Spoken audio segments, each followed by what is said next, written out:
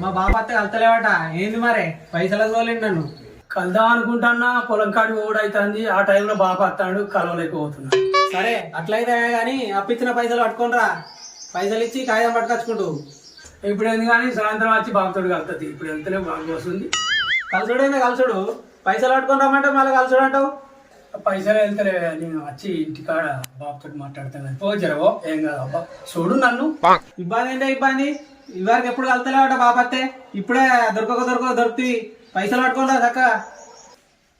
అరే నా బాధ నీకేం అర్థమైందా? కొద్దిగా మీ బాబుతో మాట్లాడుకుంటాయో కొద్దిగా వెనక ముందు చూడాలిగా. అంటే నేనోటి మా బాపోట చక్క పైసలు పట్టుకొని కాగితం పట్టుకో. నేనోటట మా బాపోటట. అట్లా కాదన్న, ఇంట్లో కొద్దిగా ఇబ్బంది ఉంది, కొద్దిగా అర్థం చేసుకోలే. అవి నీకు తెలియదురా, నేనే ఒప్పించుకుంటా కదా, ఎందుకు ఆశపడాలి. ఆగు అంటే ఇంకెన్ని రోజులు ఆగుతారు, ఎన్ని సంవత్సరాలు ఆగుతారు?